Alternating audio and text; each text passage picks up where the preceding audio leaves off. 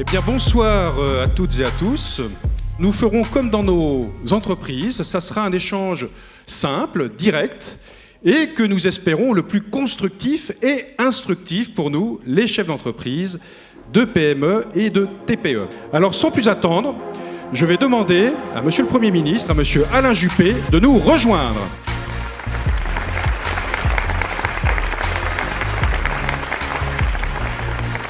J'ai fait une proposition que je vous soumets dans la relation entre donneurs d'ordre public et entreprise, c'est de faire intervenir un tiers, qui pourrait être la Caisse des dépôts ou éventuellement la BPI, qui paye l'entreprise et qui se retourne ensuite vers la collectivité publique pour obtenir le paiement. Et le rapport de force entre la Caisse des dépôts et une commune sera plus facile, si je puis dire, qu'entre une PME qui hésite très souvent à demander des pénalités aux donneurs d'ordre public parce qu'elle a peur évidemment des représailles. Je vais demander à Jean-Frédéric Poisson de venir nous rejoindre.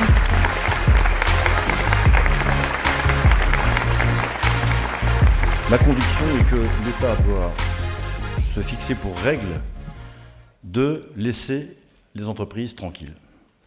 C'est la première chose que j'ai envie de vous dire. Dans la conception de l'État qui est la mienne, je plaide pour que, à la fin du compte, l'État se replie petit à petit vers ses fonctions essentielles de protection, de sécurité, et qu'il laisse le soin aux acteurs sociaux, aux acteurs tout court, aux familles, aux associations, aux territoires, mais également aux entreprises, qui leur laissent le soin de mener elles-mêmes leur mission. Et nous allons accueillir Madame la Ministre, Nathalie Kosciusko-Morizet.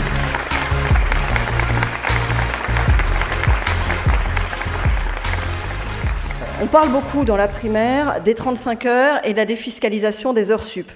Il y a celui qui veut supprimer les 35 heures et celui qui veut défiscaliser les heures sup. Vous les avez eu tous à un moment ou à un autre. Moi, je trouve que c'est un débat intéressant.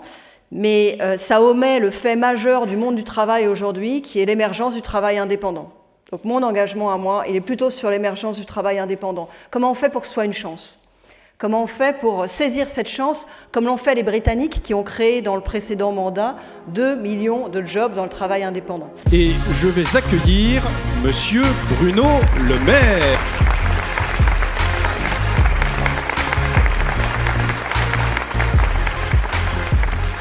Regardez la pénibilité au travail. C'est un vrai sujet, la pénibilité au travail. Enfin, on ne peut pas nier qu'il y a des métiers qui sont plus pénibles que d'autres.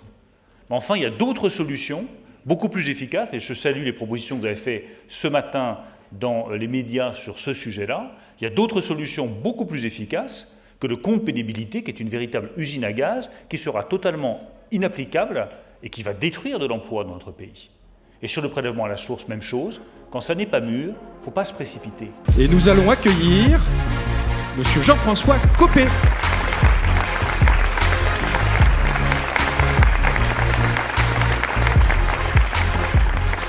Je propose 30 milliards de baisse de charges sociales patronales et 4 milliards de baisse de charges sociales salariales.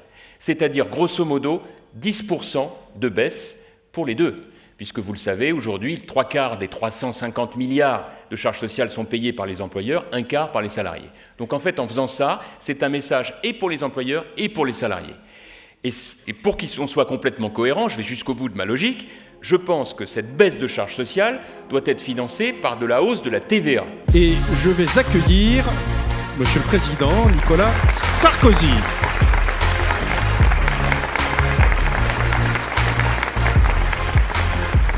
J'ai le président de la CGPME qui me dit « simplifier, simplifier, simplifier ». Quel est mon avis là-dessus ? Je dénie le droit à l'État de décider à la place des épargnants ou des investisseurs l'argent qui est bien utilisé ou l'argent qui est mal utilisé. Je ne crois pas, je préfère être franc avec vous, que des mesures fiscales, même si j'en comprends la logique, soient la bonne chose à faire pour la lisibilité de l'investissement. François Fillon sera là demain puisqu'il s'exprime aujourd'hui devant la communauté française au Maroc.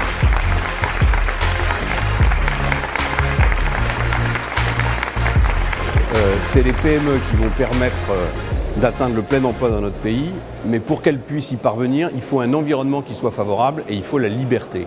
Et donc il faut baisser la dépense publique, il faut baisser la contrainte publique sur l'initiative privée. Enfin, la croissance n'est pas là, elle est extrêmement faible.